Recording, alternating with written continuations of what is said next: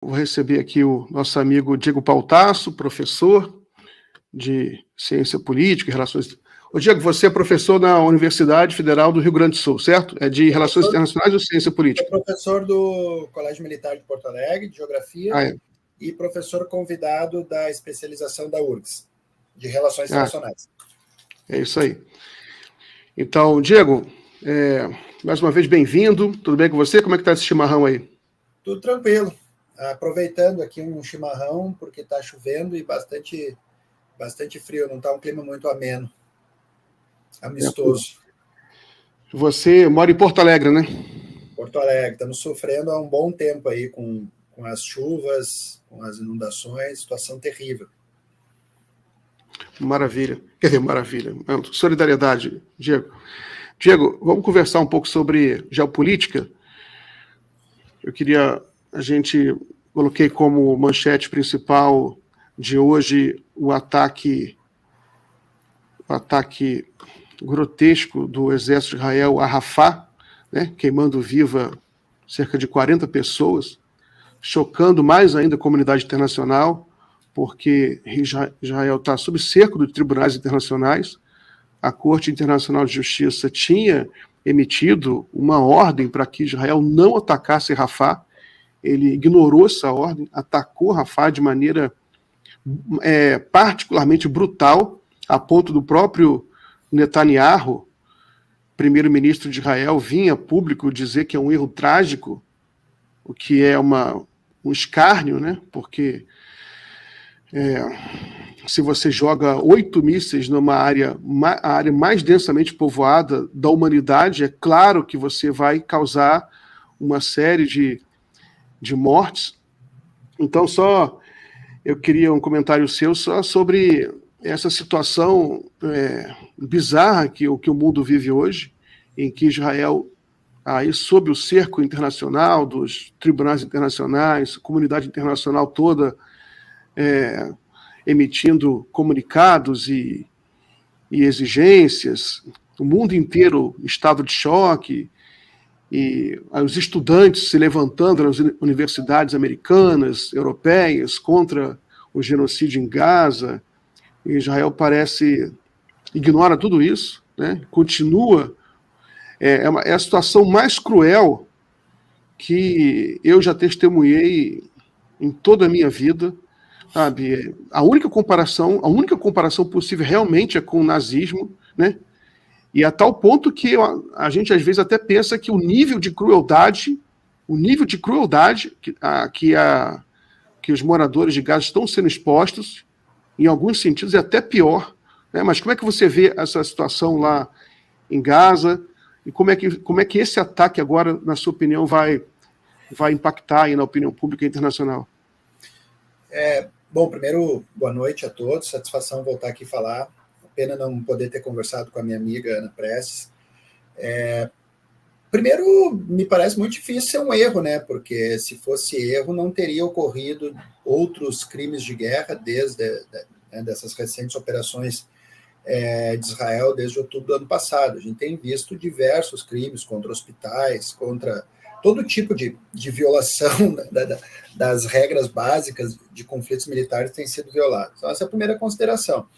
A segunda consideração é que isso prova que Israel está absolutamente querendo dobrar a aposta, né? Ou seja, como você chamou aí, o cerco diplomático e jurídico internacional, realmente, como se diz, entra por um ouvido e sai por outro. Eles estão dispostos a dobrar a aposta, esticar a corda, não ficaram nem um pouco intimidados por isso. E a única coisa que explica essa situação, né, Miguel, é que, como se diz, não sei se tem essa expressão aí no centro do país, né, tem as costas quentes, né, tem alguém que está garantindo, tem alguém que está disposto, né, a, de alguma forma, blindar esse genocídio que Israel vem fazendo e que, em alguma medida, né, a gente pode testemunhar pelo cerco que se faz no Ocidente, nos Estados Unidos, na Europa Ocidental, as manifestações pró-Palestina, né, contra intelectuais, contra universitários, contra jornalistas.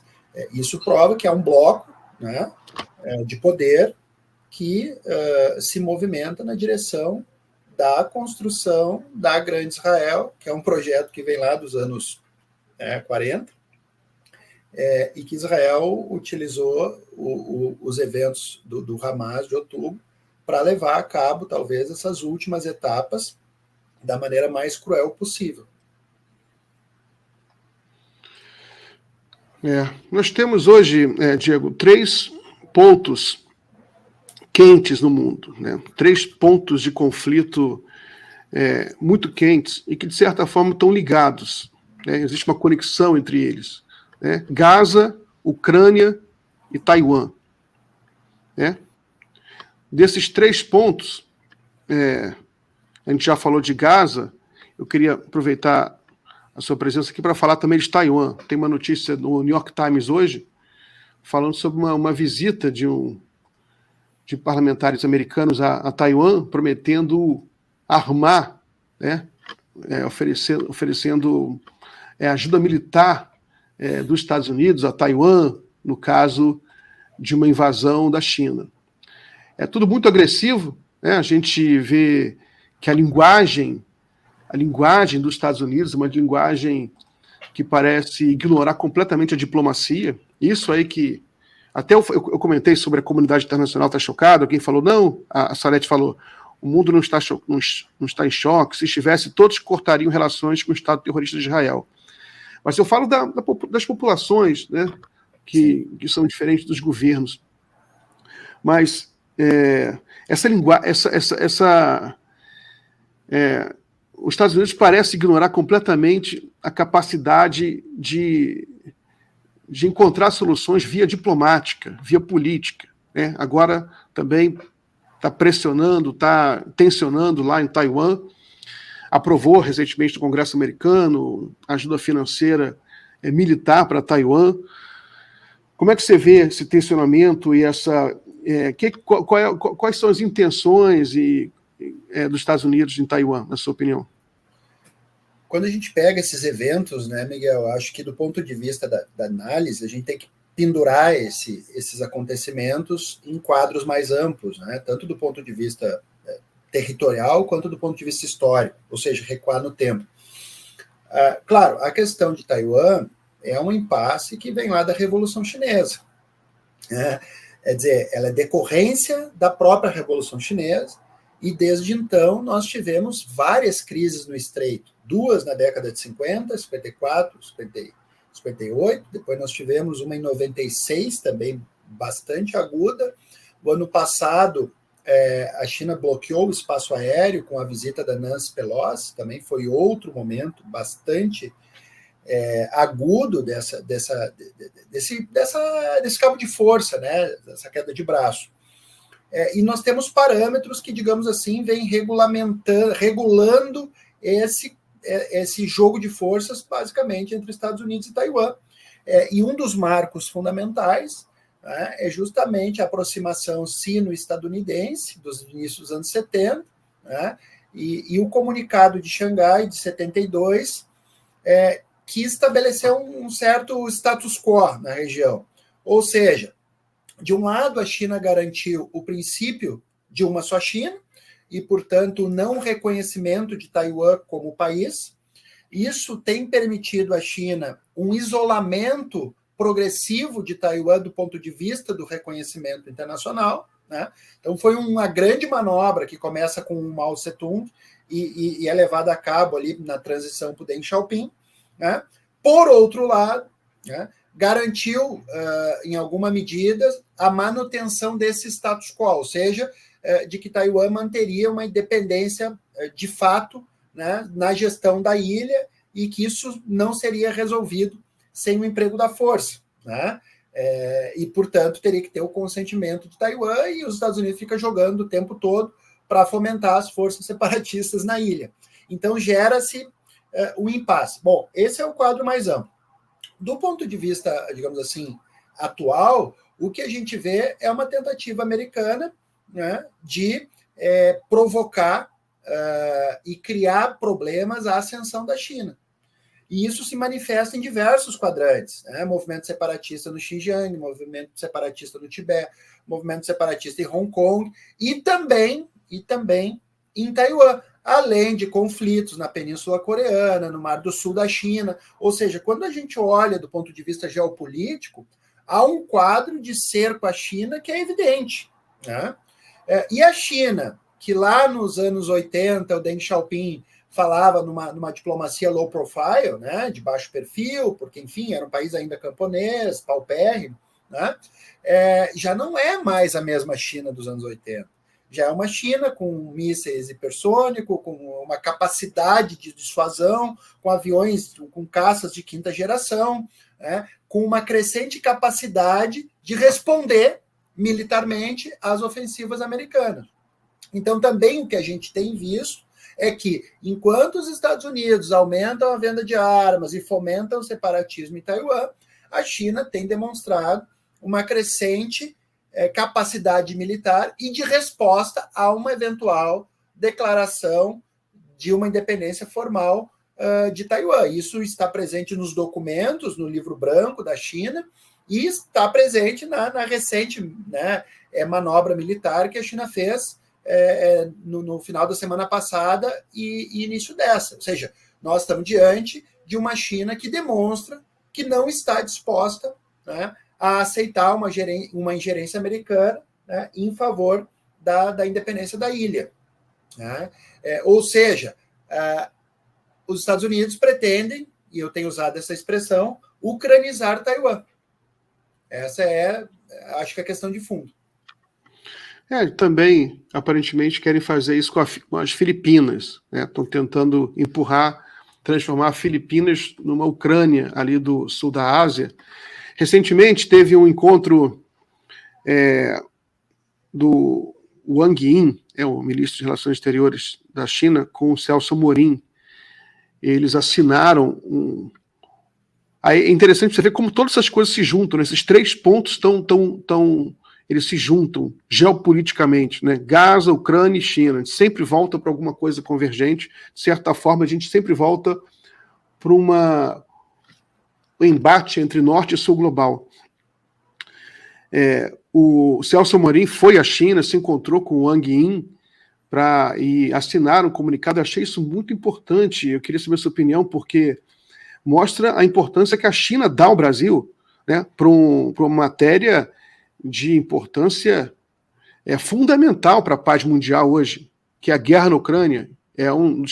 Eu até diria que dos 3 pontos, né, Gaza, Ucrânia e Taiwan, o mais perigoso no momento, me parece, a Ucrânia, porque é o conflito mais quente, um conflito assim que realmente... Na Taiwan é uma guerra fria, por enquanto, mas na Ucrânia é um conflito quente, é uma área toda cheia de usina nuclear, né, lidando com uma potência nuclear, maior potência nuclear do mundo, que é a Rússia, tem mais míssil nuclear, inclusive, do que os Estados Unidos, e o Brasil e a China assinaram um comunicado com propostas de paz, propostas assim, totalmente razoáveis, né, em que, para resolver o problema, para pacificar a região. Queria saber o que você achou desse comunicado, desse ato político, né? Brasil e China assinando uma proposta, oferecendo uma proposta de paz para a Ucrânia.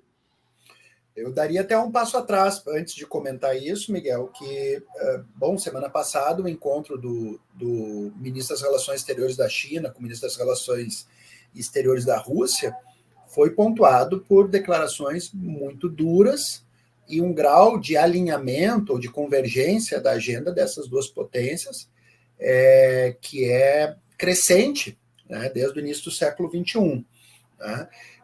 E agora, né, essa articulação também do Brasil com a China e uma crescente densidade, né, dessa articulação diplomática do sul global sinaliza que nós estamos diante de novas configurações de poder, não há a menor dúvida disso.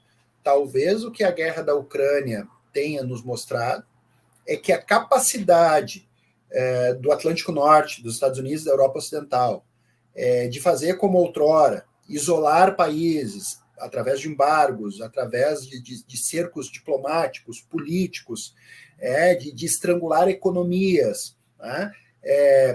De produzir, enfim, coesões ante esse país que é objeto de cerco, né? No caso, a Rússia, se mostrou completamente inócuo, né? Inclusive, aliados dos Estados Unidos, né, continuaram comprando petróleo da Rússia, aumentou o fluxo comercial, a Rússia ultrapassou a Alemanha, se transformou no maior PIB da Europa, o Putin aumentou sua legitimidade política, né?